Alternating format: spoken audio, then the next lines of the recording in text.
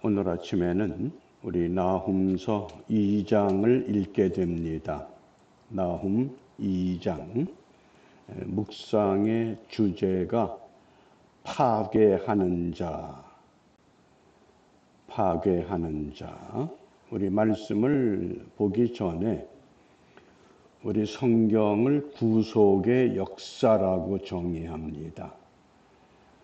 이스라엘 나라의 역사 같지만 이스라엘을 선택해서 하나님이 구원의 역사를 어떻게 펼쳐가는가, 그것을 우리가 구속사라고 말합니다.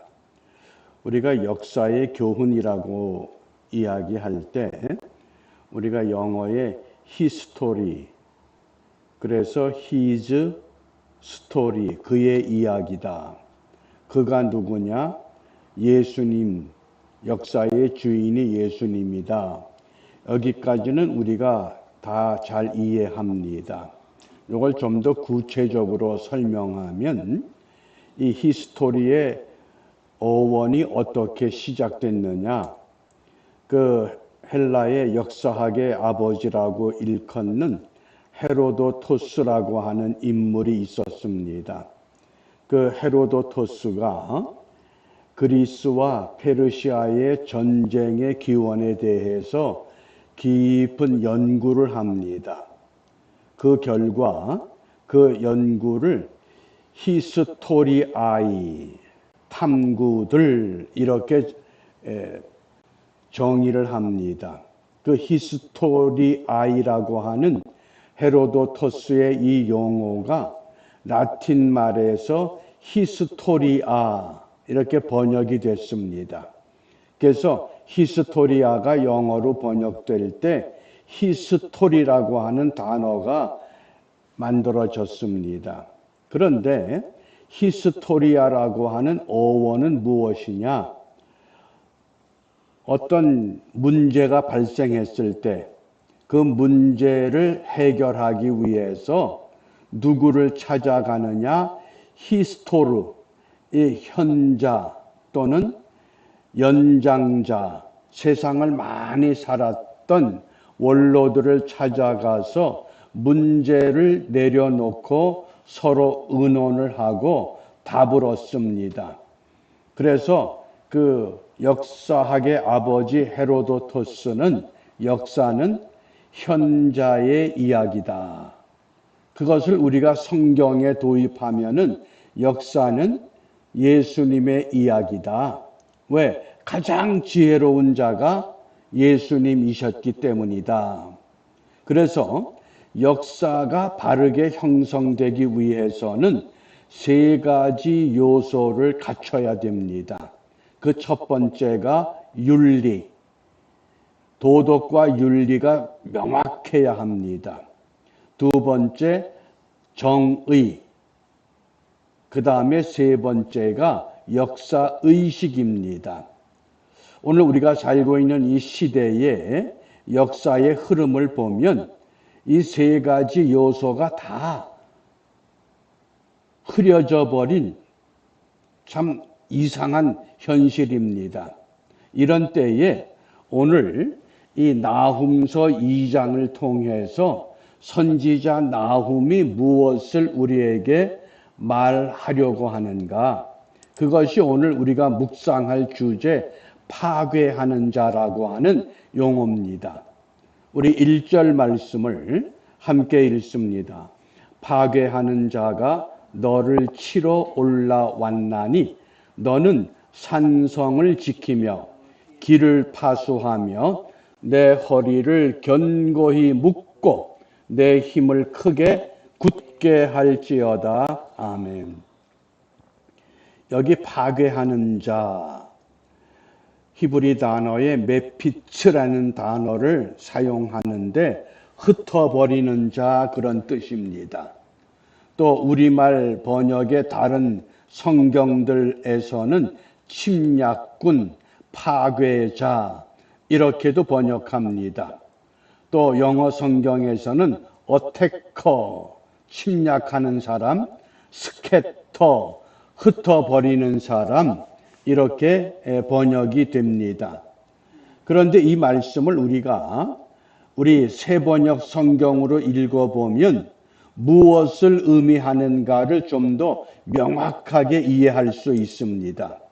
나훔서 2장 1절을 새번역 성경으로 읽어봅니다. 침략군이 너를 치러 올라왔다. 성을 지켜 보려무나 길을 지켜 보려무나 허리를 질끈 동이고 있는 힘을 다하여 막아 보려무나. 어떤 느낌입니까? 이 당시 전 세계의 가장 강대국이었던 아수르의 수도 니느웨, 그 니느웨를 침략군이 치러 올라왔다고 말씀합니다. 그러면서 너희들이 강한 나라의 도성에서 성을 지켜봐라, 길을 지켜봐라, 허리를 질끈 동이고 있는 힘을 다해서 막아봐라. 그것이 가능하냐? 그런 의미입니다. 역사의 주인이 어느 강대국이 아니고 어떤 인물이 아니라 여호와 하나님이 역사의 주인 되신다고 하는 것을 지금 분명하게 선포하는 말씀입니다. 그러므로 역사의 주인이 그러면 이 당시 아수르라고 하는 나라가 대략 한 500년 동안 세계를 제패하고 있었습니다. 우리가 2조 500년 그러잖아요. 한 역사의 기간이 500년 동안 어떤 일을 했느냐. 그런데 과연 그것이 무너질 수 있겠는가? 하나님은 어떻게 이것을 무너뜨리시는가? 그것이 2절 말씀입니다.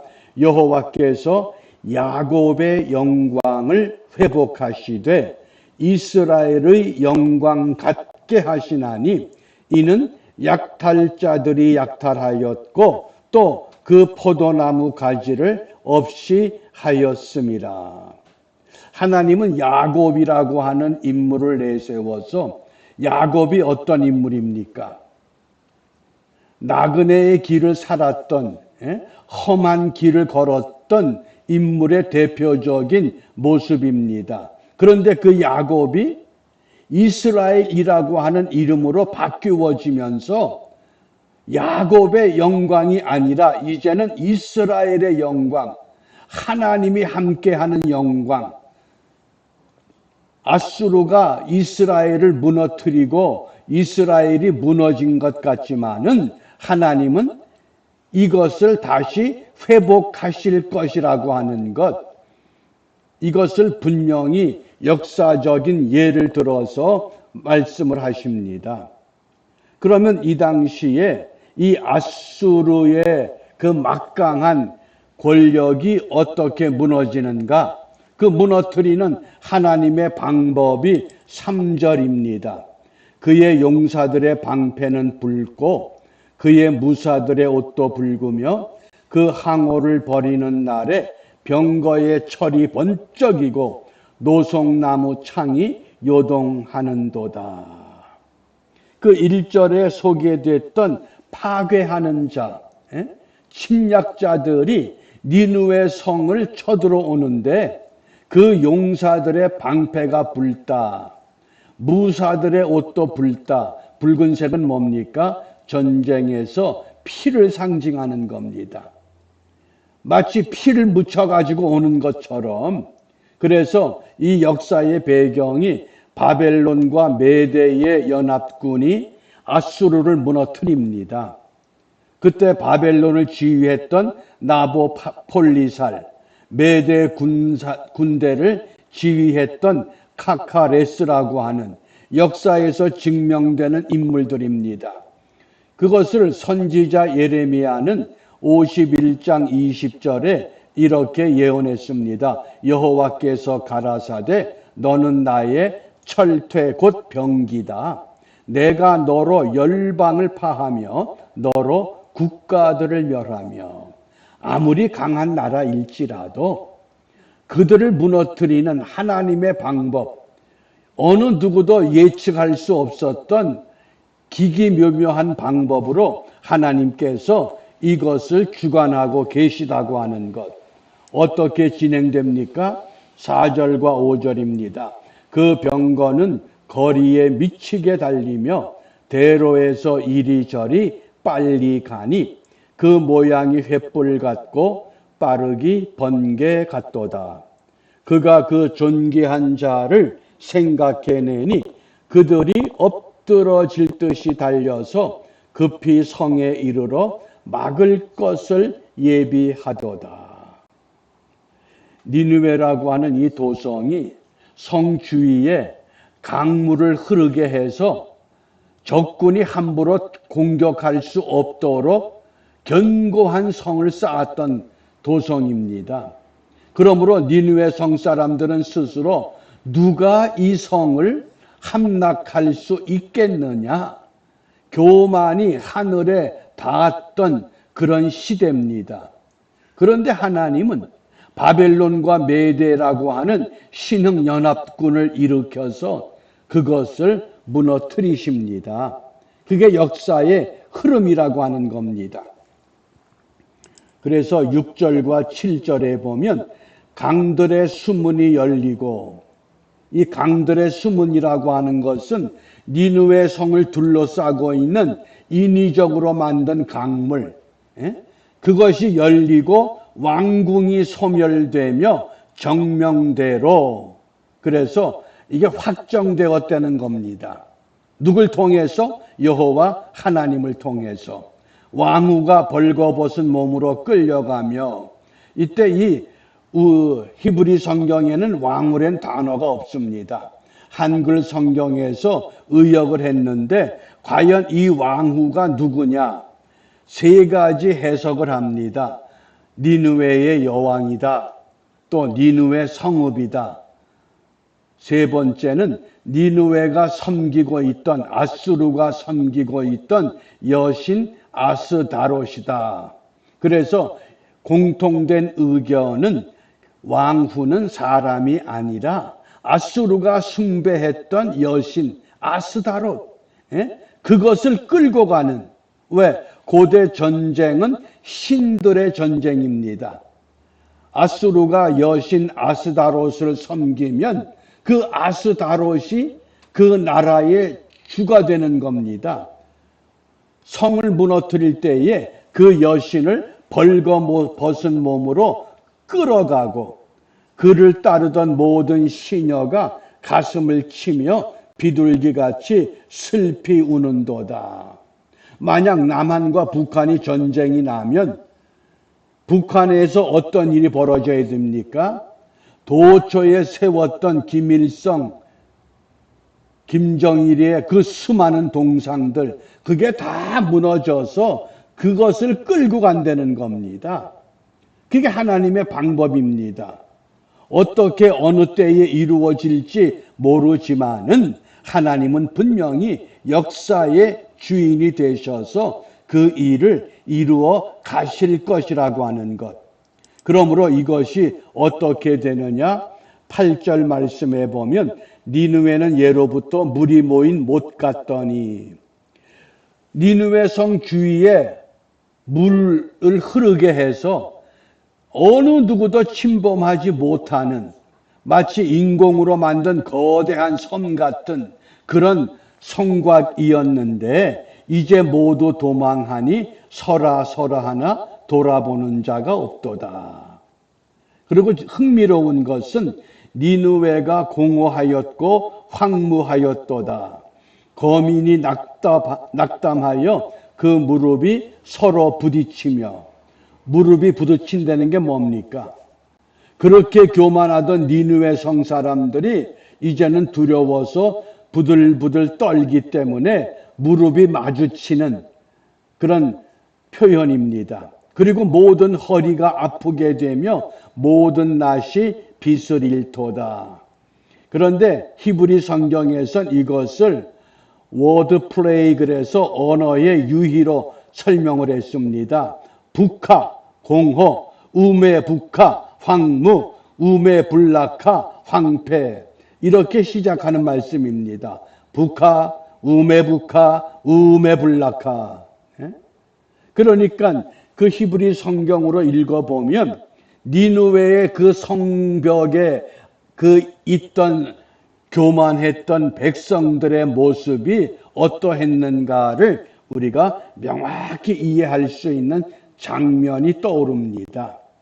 그러므로 오늘 이 말씀이 어떻게 이루어지느냐? 결론이 13절입니다. 함께 읽습니다. 만군의 여호와의 말씀에 내가 내 대적이 되어. 여호와의 말씀에 하나님이 아수르의 대적이 되어 너의 병거들을 살라 연기가 되게 하고 너의 젊은 사자들을 칼로 멸할 것이며 내가 또 너의 노력한 것을 땅에서 끊으리니 너의 파견자의 목소리가 다시는 들리지 아니하리라.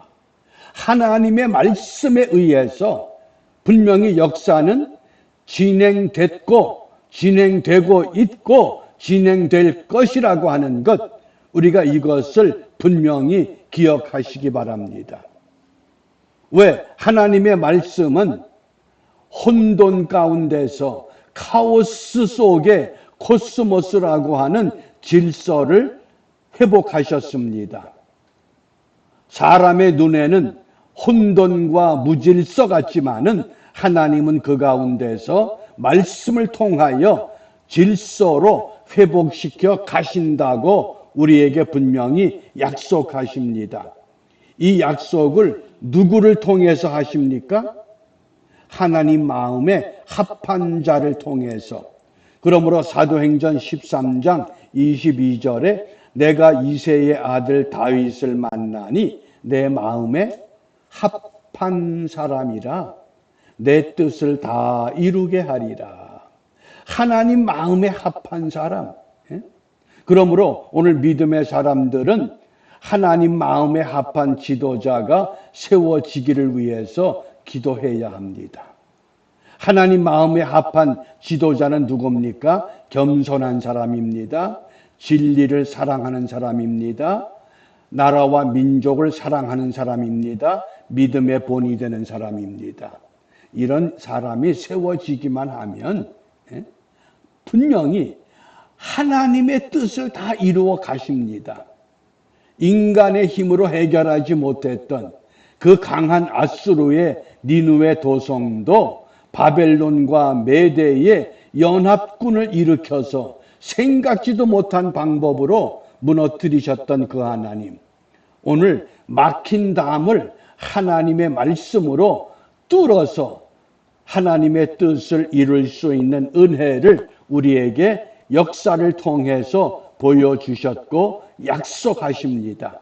오늘도 그 약속을 믿고 우리 한 사람 한 사람 하나님의 말씀을 마음에 새기고 나를 통해서 그 말씀이 이 땅에 질서를 만들고 평화를 만들고 사랑을 회복하고 하나님의 의를 드러내는 일에 귀하게 쓰임받는 축복의 사람들, 축복의 한날이 펼쳐지시기를 주님의 이름으로 부탁합니다. 기도하겠습니다. 역사의 주인 되시는 아버지 하나님, 혼돈의 무질서 속에 말씀으로 질서를 잡으시고 그 말씀이 육신이 되어 이 땅에 메시아로 오셔서 인간들이 감당하지 못할 모든 죄악의 문제 십자가에서 해결하신 후에 아버지 우편에서 지금도 이 땅의 질서가 이루어지기를 위하여 말할 수 없는 탄식으로 간구하시는 주님의 음성을 우리가 함께 생각하며 선지자 나훔을 통해 하나님이 우리에게 위로하시고 우리에게 경책하시는 그 진리를 바르게 읽고 깨닫고 전하고 실천하여 믿음의 사람들이 있는 그 자리가 하나님의 뜻이 실현되는 아름다운 처소로, 아름다운 땅으로, 아름다운 지역으로 회복하는 일에 우리 모두 함께 귀하게 쓰임받는 은혜의 하루가 되도록 인도하여 주시옵소서. 예수님 이름으로 기도합니다. 아멘.